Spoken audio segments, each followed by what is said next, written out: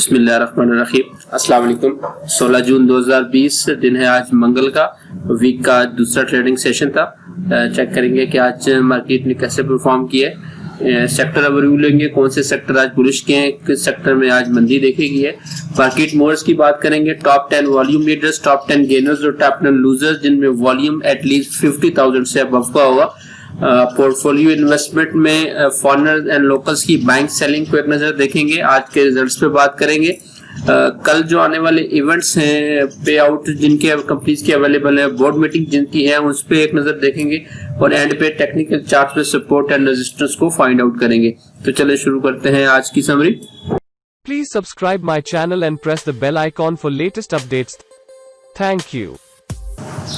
KSE 100 index में जो है आज रिकवरी देखी गई है। 194 पॉइंट्स की रिकवरी हुई है। 0.58% इजाफे के साथ 34,019 के लेवल पे इंडेक्स ने क्लोजिंग दी है। इंडेक्स ने जो अपनी ओपनिंग दी थी वो 33,890 के लेवल पे दी थी और अपना जो इंट्राडे का हाई बनाया था वो 34,138 का बनाया था। तकरीबन 313 पॉइंट्स का इंडेक्स ने इंट्राडे में इजाफा किया था, लेकिन जब क्लोजिंग आई है तो फिर 194 पॉइंट्स का सिर्फ इजाफा हो सका है और 34,019 के लेवल पे इंडेक्स ने क्लोजिंग दी है। वॉल्यूम्स की बात करें तो वॉल्यूम जो है वो कम लगे हैं कल की निस्बत। 101 मिलियन शेयर्स जो है वो टोटल ट्रेड हुए। 5 डे की जो एवरेज बनती है 133 मिलियन शेयर, उससे भी कम ट्रेड हुए हैं 101 मिलियन शेयर्स जो है। और मोस्टली जो है आज पेनी स्टॉक्स का दिन था, पेनी स्टॉक्स में ज्यादा आज वॉल्यूम लगे। पी रेशियो जो है वो 8.9 पे आ गई है, जबकि डिविडेंड यील्ड जो है 5.70%। टोटल 100 स्क्रिप्ट में से 66 स्क्रिप्ट जो है वो आज अपसाइड पे गए, जबकि 23 स्क्रिप्ट में जो है वो आज डिक्लाइन देखा गया है। 11 स्क्रिप्ट ऐसे थे जिन्होंने अपने वैल्यूज में कोई चेंज नहीं किया, अनचेंज रहे। पॉइंट्स कंट्रीब्यूटर्स की आज बात करें तो oil and gas exploration sector आज टॉप पे है, तकरीबन 65 पॉइंट इंडेक्स में ऐड किए। दूसरे नंबर पे कमर्शियल बैंक्स थे 31 पॉइंट के साथ। पावर जनरेशन की तरफ से भी 23 पॉइंट्स ऐड हुए। Oil and gas marketing companies की तरफ से 21 पॉइंट।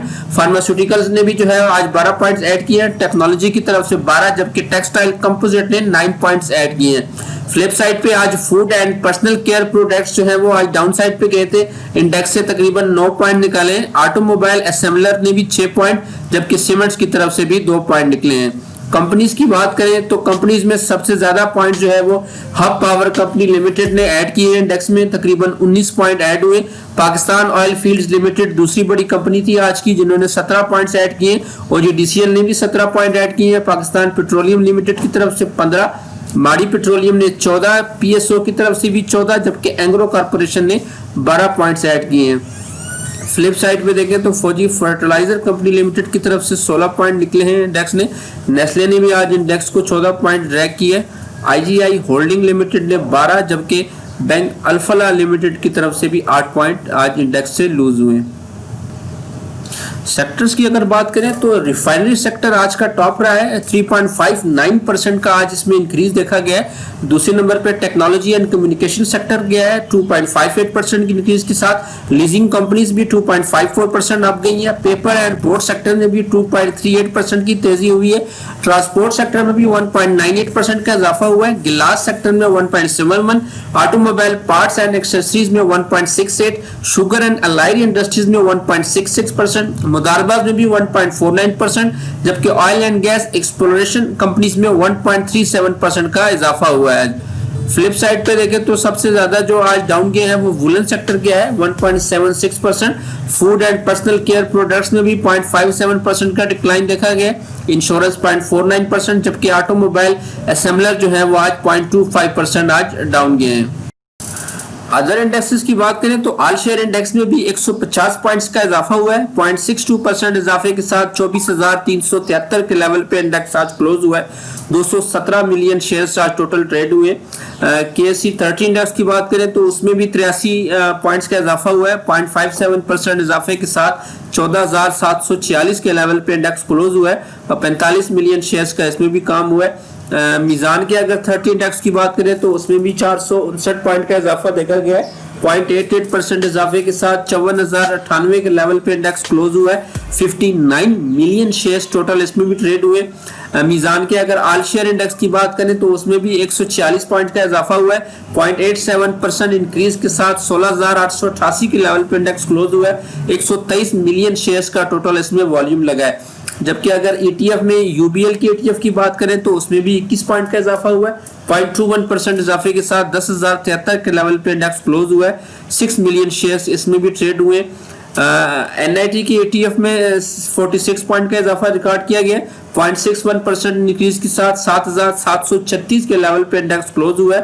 और ओवरऑल वॉल्यूम इसमें भी तकरीबन 8.5 मिलियन शेयर्स इसमें भी ट्रेड हुए हैं। मार्केट मूवर्स की तरफ चलते हैं और देखते हैं कि आज के सबसे पहले टॉप 10 मोस्ट एक्टिव स्क्रिप्ट जो है वो वॉल्यूम लीडर आज के कौन कौन से स्क्रिप्ट रहे। तो वॉल्यूम लीडर्स में से आज सबसे टॉप पे जो है वो यूनिटी फूड है। 20 मिलियन शेयर्स आज इसमें ट्रेड हुए हैं। 0.39% का इसमें इजाफा भी हुआ है।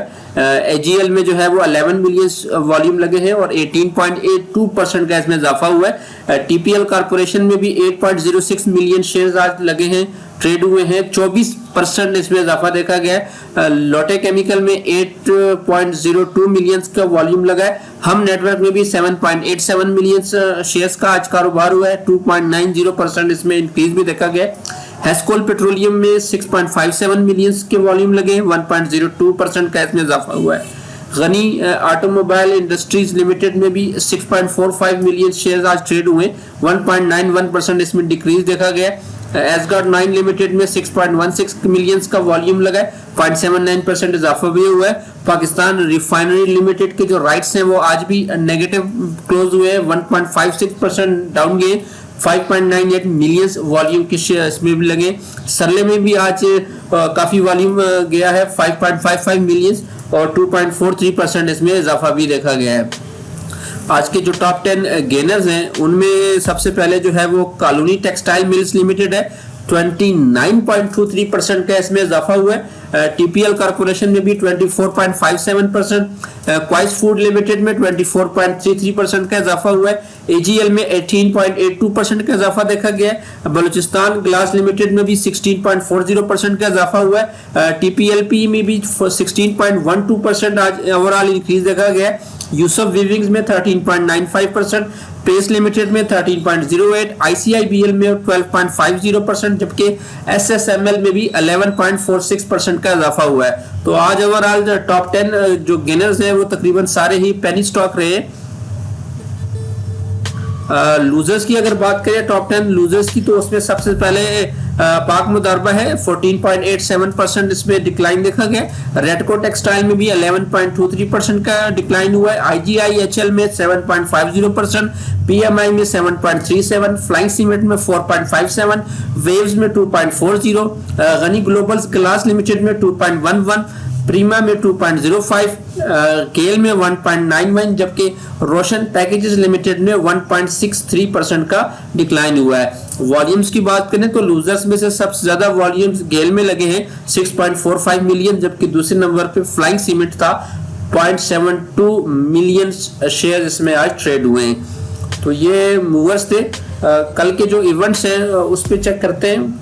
सबसे पहले Swiss southern gas pipeline company limited का एनुअल रिजल्ट है। 17 जून को 10:30 बजे इनकी जो है वो बोर्ड मीटिंग स्टार्ट होगी। प्रोग्रेसिव इंश्योरेंस कंपनी लिमिटेड का भी एनुअल का रिजल्ट है। 18 जून को दोपहर 3 बजे जो है वो इनकी मीटिंग स्टार्ट होगी जिसमें ये रिजल्ट अनाउंस किया जाएगा। पे आउट वही अवेलेबल है फातिमा फर्टिलाइजर कंपनी लिमिटेड का, 20% का डिविडेंड है, ₹2 पर शेयर। 19 जून को ये एक्स हो जा रहा है, तो 18 जून तक आप इसको खरीद सकते हैं। 23 जून से 29 जून तक इसकी बुक क्लोजर्स की रेट्स हैं, ये शरिया कंप्लाइंट ये है। रिजल्ट्स की अगर बात करें तो आज भी 2 रिजल्ट्स अनाउंस हुए। सबसे पहला रिजल्ट था SSOM का था, थर्ड क्वार्टर का रिजल्ट था और बड़ा शानदार रिजल्ट आया है इसका। इस क्वार्टर में ₹2.17 का जो है वो इनकी EPS आई है, अर्निंग आई है। पिछले साल इसी क्वार्टर में इनकी अर्निंग ₹1.29 की आई थी। जबकि अगर 9 मंथ की बात करें तो 9 मंथ में इनकी जो अर्निंग होगी है वो ₹7.29 की होगी है। पिछले साल के साथ अगर कंपेयर करें तो पिछले साल सिर्फ 1.79 पैसे थी, ₹1.79 में इनकी EPS थी। तो काफी अर्निंग जो है वो काफी इनकी इंप्रूव हुई है इस साल। पे आउट जो है वो कोई अवेलेबल नहीं है। दूसरा जो है वो हामिद टेक्सटाइल मिल्स का था, आज थर्ड क्वार्टर का रिजल्ट इनका भी था और इनका हस्बे जो है वो लॉस आया है, 21 पैसे का लॉस है इस क्वार्टर में।